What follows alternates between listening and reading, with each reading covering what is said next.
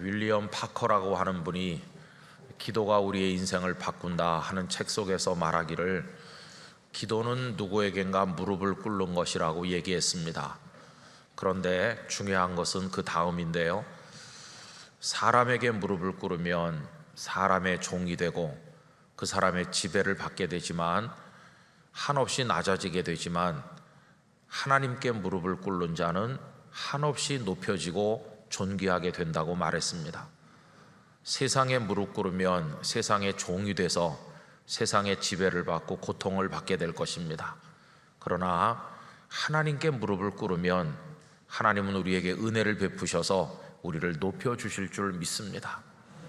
여러분, 우리는 하나님께만 무릎을 꿇어야 됩니다. 그래서 기도는 무릎 꿇는 것인데 오늘 이 저녁에도 마음의 무릎을 주님 앞에 꿇으시고 일어서거라 하면서 우리를 이렇게 세우시는 그 주님의 은혜를 경험하게 되시기를 바랍니다.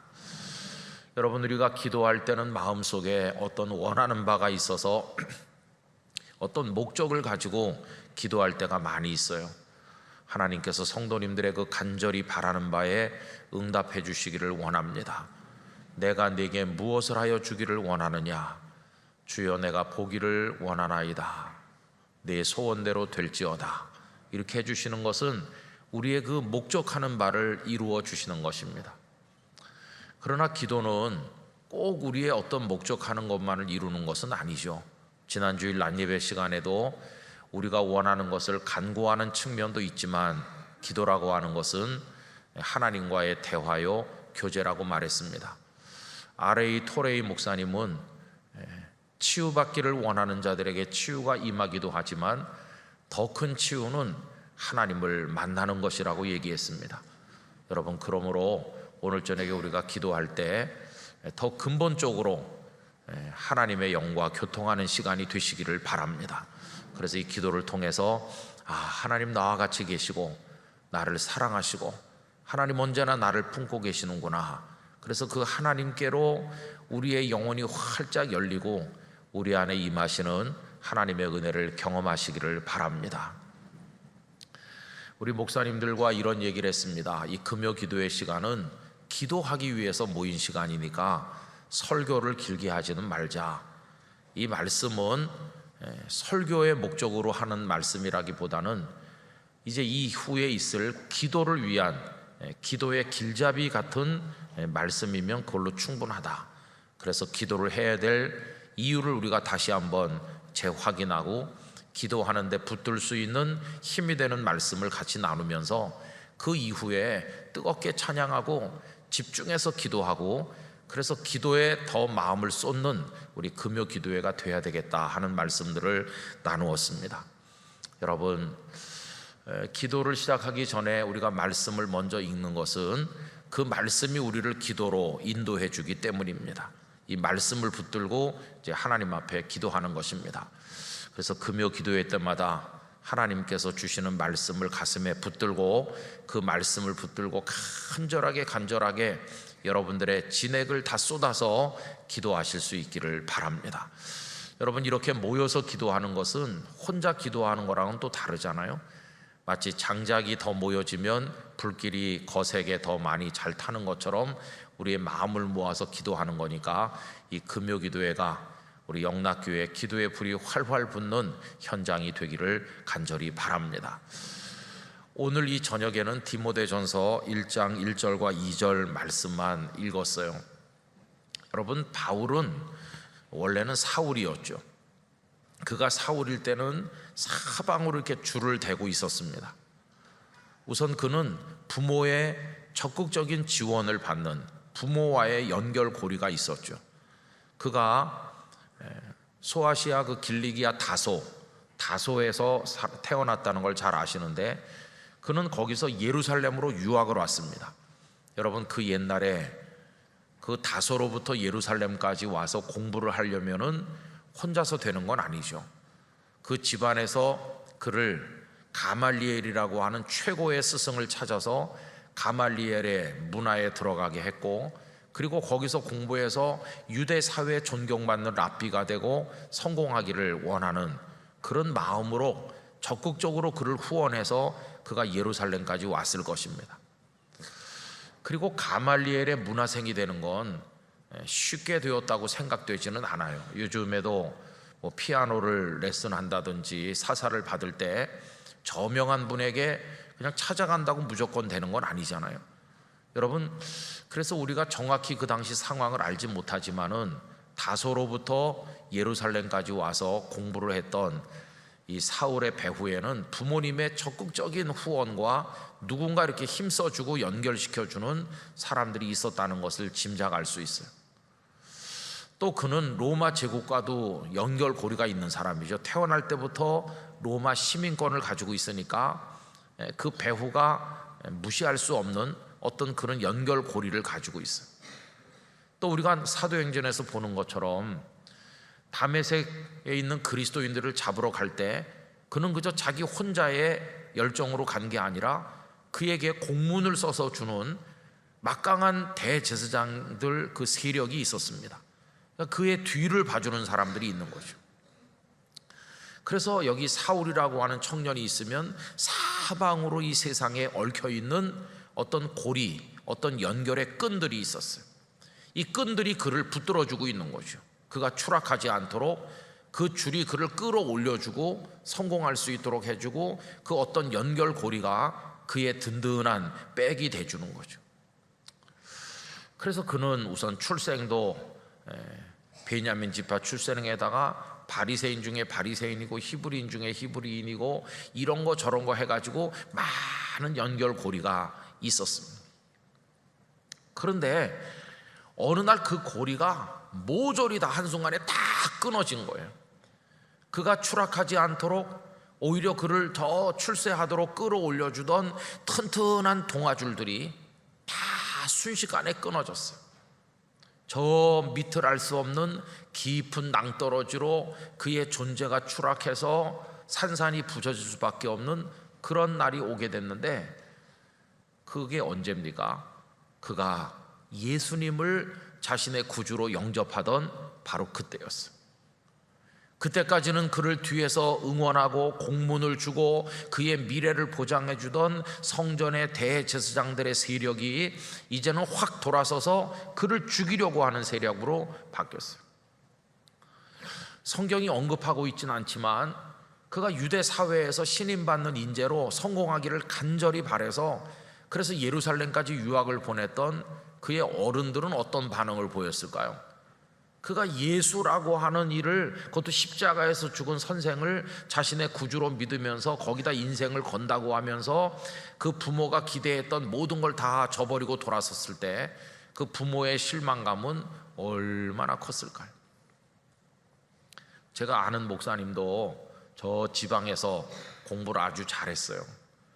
그래가지고 부모님의 적극적인 후원을 받았습니다. 여러분, 서울대학교 법과대학 들어가기가 쉽습니까? 그런데 그분은 그 지방에서 공부를 열심히 잘해가지고 서울대학 법과대학에 당당하게 합격했어요. 근데 그때까지는 예수를 믿는 사람이 아니었어요. 판검사가 돼서 집안을 더 빛내리라, 그런 생각을 했을 거 아니겠어요? 그런데 대학에 들어와가지고 대학 캠퍼스 안에서 복음을 전도하는 동아리 친구들을 통해서 예수님을 만나게 된 거예요. 사울을 다메섹 도상에서 사로잡으신 주님은 그 법과대학 학생의 영혼을 사로잡으셨어요. 시간이 오래 걸리지 않았어요.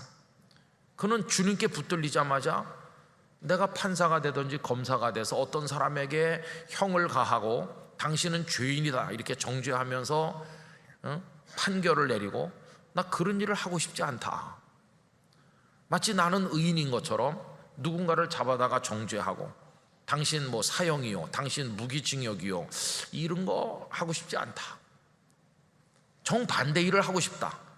누구에겐가 정죄당하고 누구에겐가 판결을 받은 사람을 감싸주고 위로해주고 그 사람을 살려주는 일을 하고 싶다.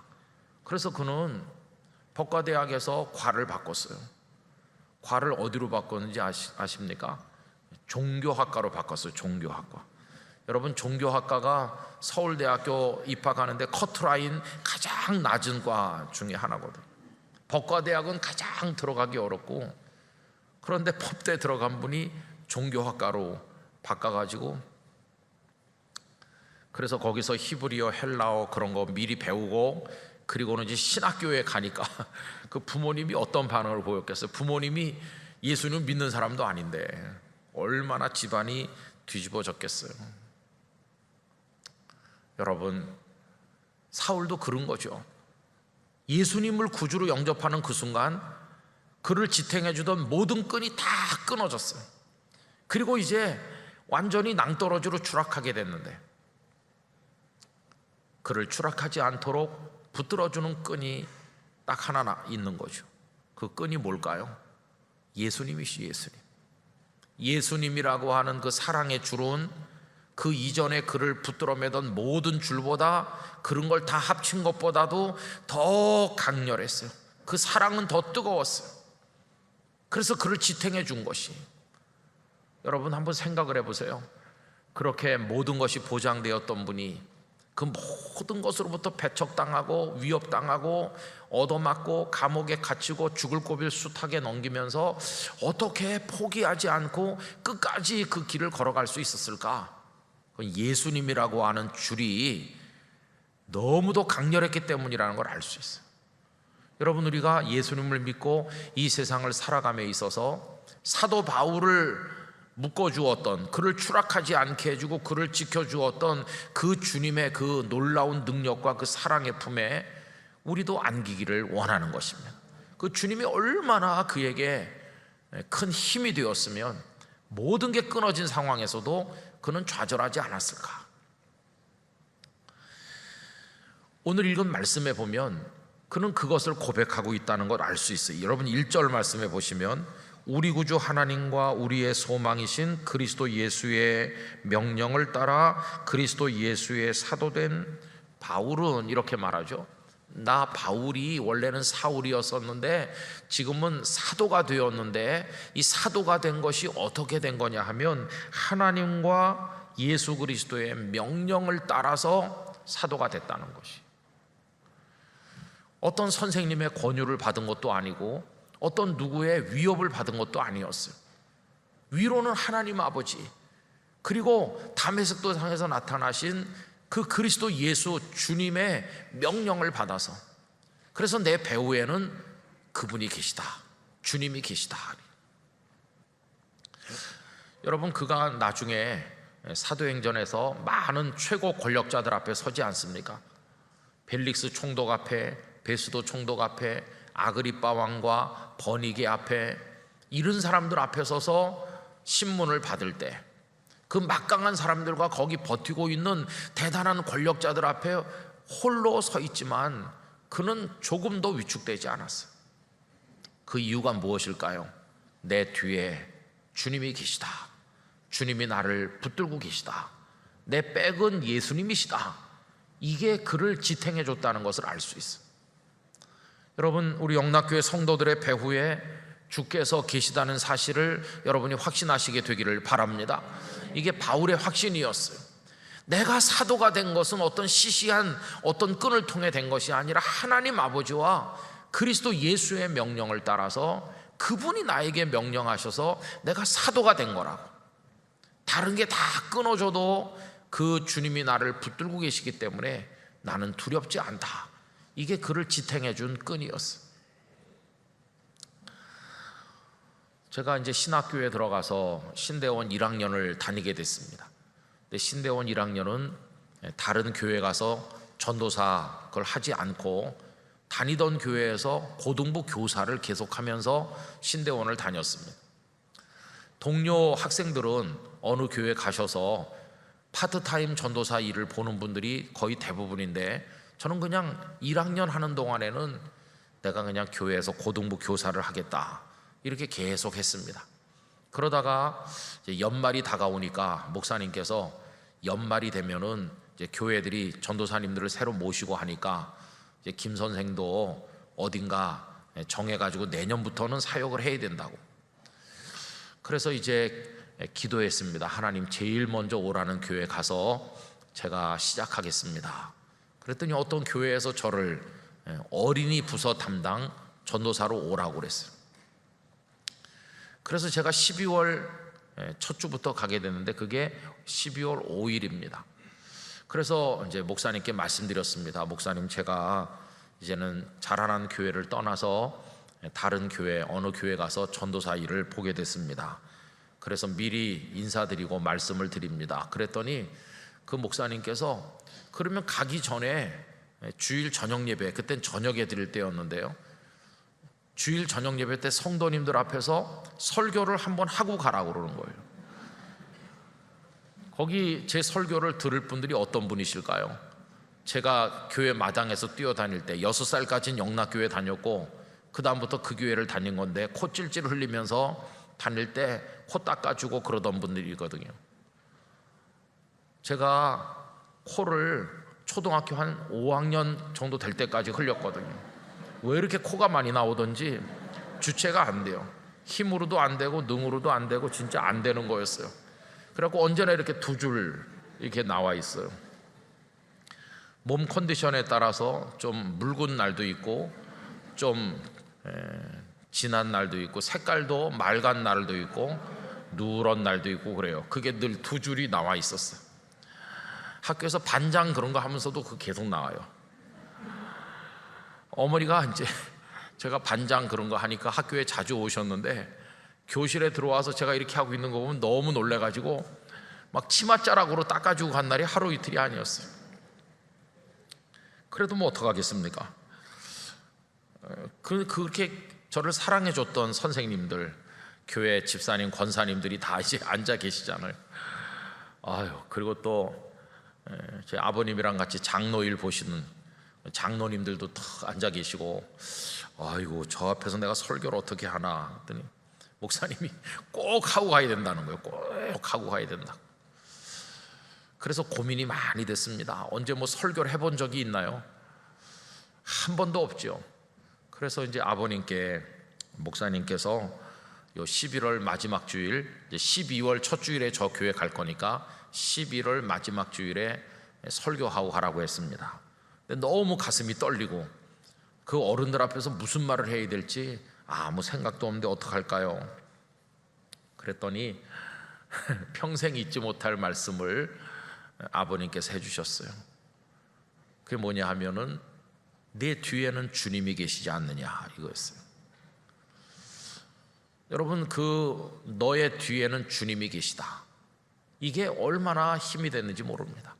그 이후에 전도사, 또 부목사, 담임목사 이렇게 하면서 일주일에도 몇 번씩 강단에 서서 설교를 하잖아요. 설교 원고를 물론 만들기도 하고 생각도 하고 기도도 하지만 언제나 이게 두렵고 떨린 자리죠.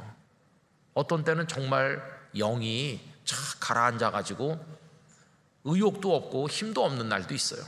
어떤 때는 막 이게 의욕이 넘치는 날도 있고, 어떤 때는 막 죽지 못해 가듯이 그렇게 하는 날도 있는 거죠. 그런 날이 몇 차례 이제 기억나는 때가 있어요. 정말 어려웠던, 제가 정말 힘들었던 때 생각나는 것 중에 하나는 제가 목회하는 교회가 아니고 다른 교회에서 설교를 하게 됐어요. 근데 그게 이제 그냥 뭐 헌신 예배 이렇게 하는 게 아니고 무슨 특별 집회였는데, 그래서 한 3일 정도 하는 건데 이제 그 중에 하루인 거예요. 근데 그게 주일 저녁부터 하는 거라서 그날이 시작하는 날이에요. 주일 저녁에 첫 시간을 잘해야 그 다음 날도 되고 그 다음 날도 되는 거죠.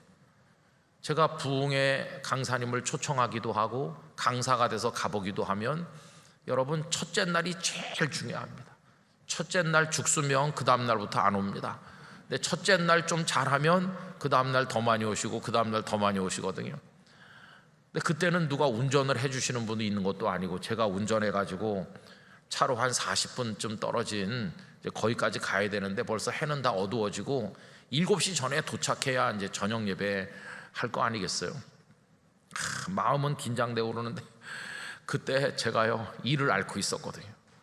얼마나 이 치통이 몰려오는지 막 눈물이 쏟아질 정도로 이가 아프기 시작을 하는데 감당을 못 하겠는 거예요.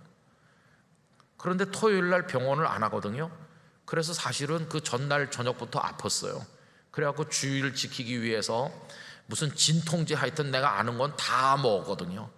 개보린도 먹고 타이레놀도 먹고 뭐 하여튼 진통에 관계된 거는 다 먹고 제가 목회하는 교회에서는 간신히 버틴 거예요. 그런데 이제 그 교회를 가야 되는데 막 하여튼 상상을 못할 정도로 아픈 거예요. 그래서 차를 대고 막 눈물이 펑펑 날 정도로 아프더라고. 어떻게 이거 가서 설교를 이거 어떻게 하나. 도저히 그냥 전화를 걸고 돌아와야 될 판이에요. 그때 생각난 게 뭔 줄 아세요? 아버님 말씀이었어요. 내 뒤에는 주님이 계시다고. 정말 진통제도 안 듣는 그 시간에 시간은 다 되오죠. 그 교회에선 기다리고 있을 거 아니겠어요? 정말 차를 세워놓고 간절하게 기도했습니다.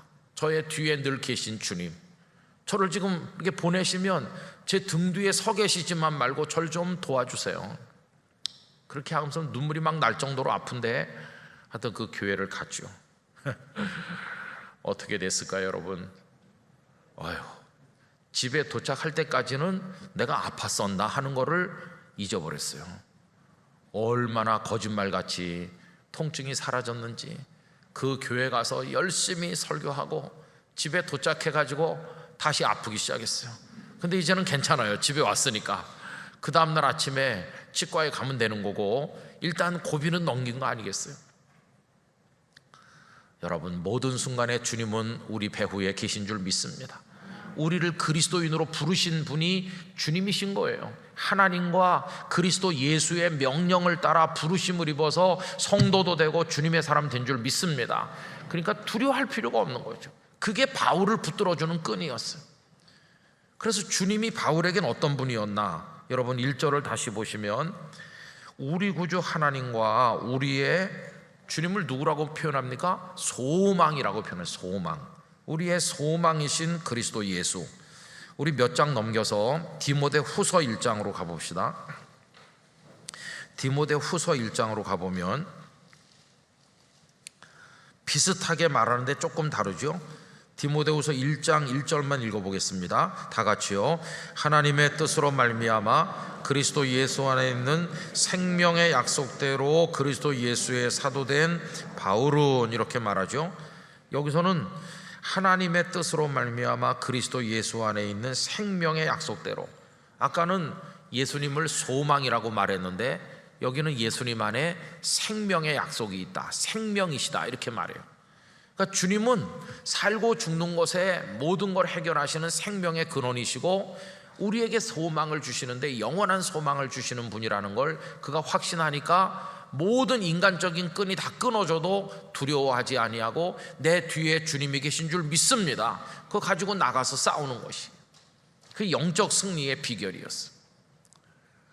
그래서 그 아버님이 첫날 저녁 설교할 때 해주신 그 말씀 가지고 제 모교회에서 하박국 3장에 있는 말씀을 가지고 열심히 설교했어요. 그때는 손으로 다 일일이 써가지고 할 텐데, 그래서 저를 가르쳐 주신 선생님, 제 코를 닦아주시던 어르신들 앞에서 설교를 하고 그 교회를 떠났어요. 그 다음 주부터는 갑자기 그 전주까지는 김 선생이었는데 그 다음 주부터는 사람들이 저를 김전도사라고 부르기 시작했어요. 이제 매주 하게 됐어요.